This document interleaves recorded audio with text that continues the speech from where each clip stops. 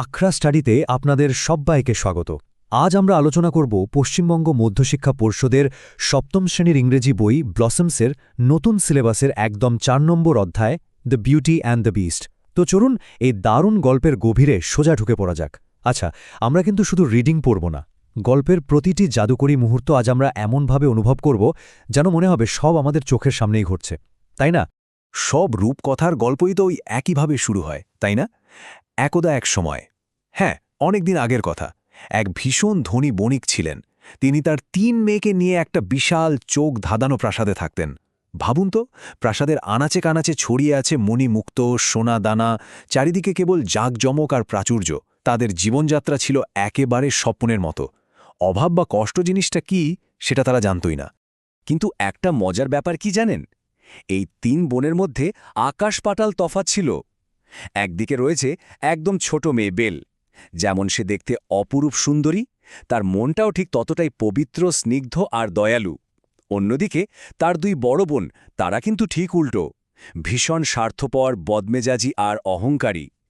বেলের ওই সহজ সরল স্বভাব তাদের মধ্যে বিন্দুমাত্র ছিল না। আর সত্যি বলতে কি, এই ভালো আর মন্দের বৈপরীত্যটাই কিন্তু আমাদের আজকের এই জাদুকরী গল্পের একদম মূল ভিত্তি। কিন্তু ভাগ্য তো আর সবসময় একরকম থাকে না। হঠাৎ শুরু হলো এক ভয়ঙ্কর টেম্পেস্ট, মানে এক প্রলয়ঙ্কারী সামুদ্রিক ঝড়।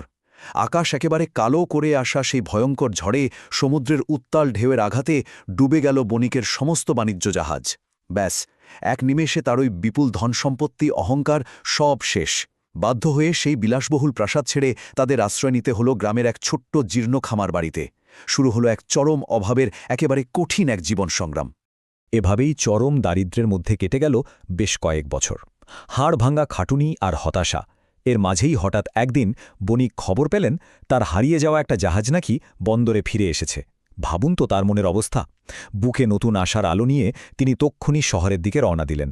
কিন্তু দুর্ভাগ্য যেন তার পিছুই ছাড়তে চাইছে না।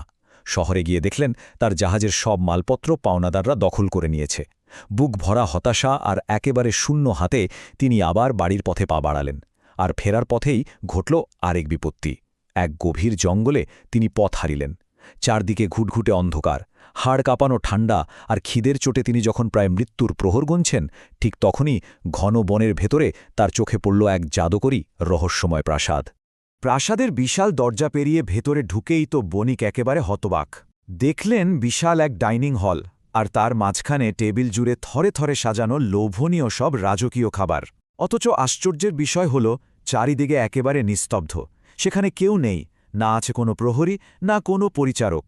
মনে হচ্ছিল যেন কোনো এক অদৃশ্য জাদুকর, গৃহকর্তা এই ক্লান্ত ক্ষুধার্ত পথিকের জন্য এই বিশাল আয়োজন করে রেখেছেন।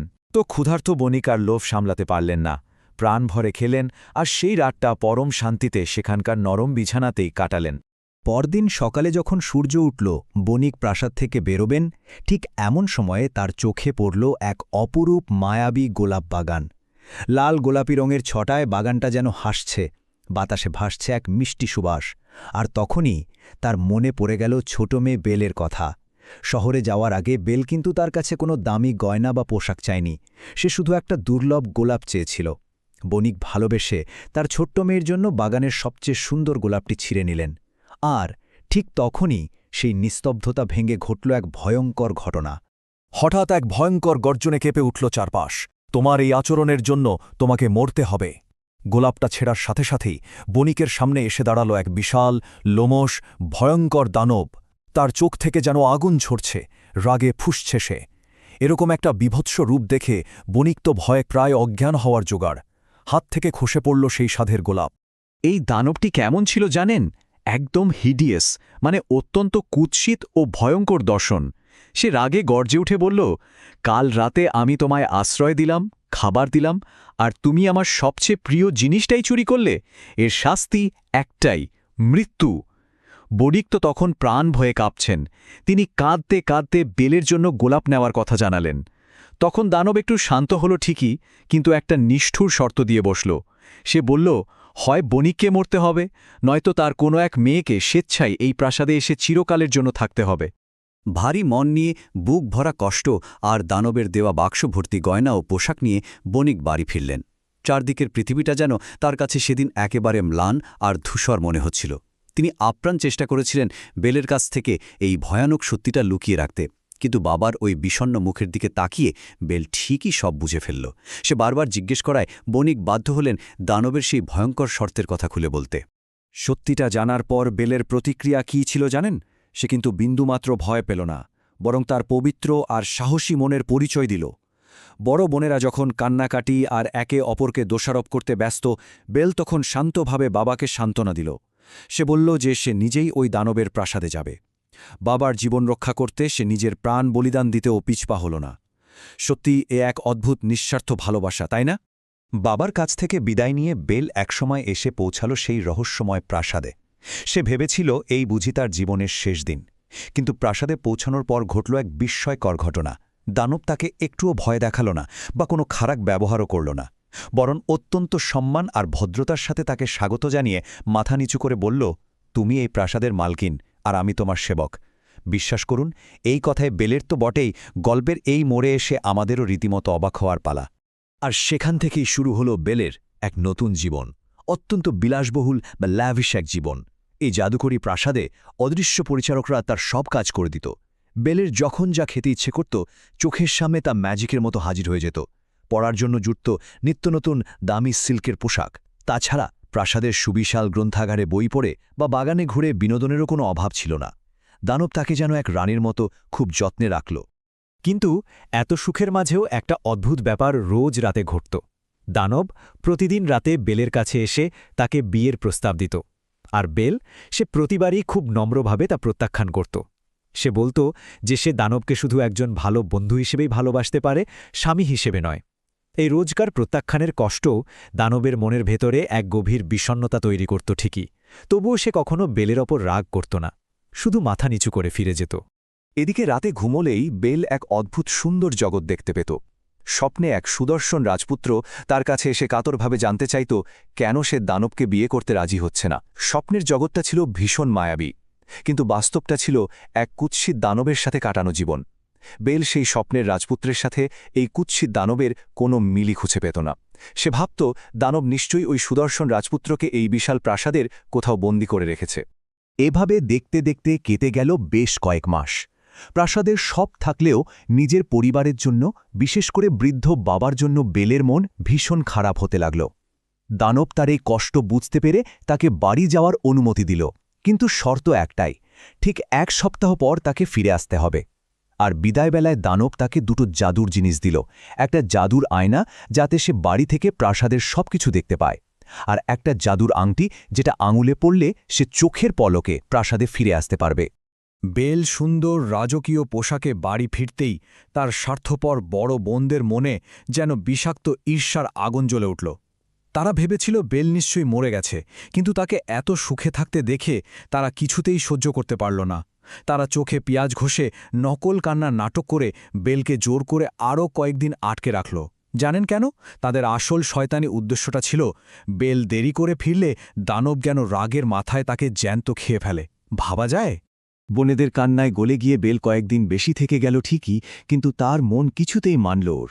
দিন যত গড়াতে লাগল, তার মনের ভেতর গাঢ় অন্ধকার আর তীব্র অপরাধবোধ কাজ করতে শুরু করল।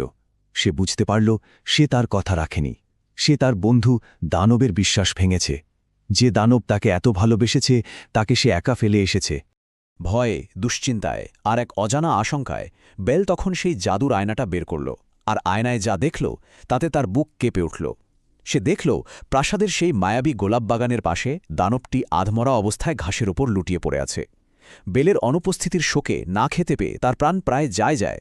পরিস্থিতি অত্যন্ত সংকটজনক, আর এক মুহূর্ত দেরি হলে হয়তো সব শেষ হয়ে যাবে। আর এক মুহূর্ত দেরি না করে বেল সেই জাদুর আংটি আঙুলে পরে নিল।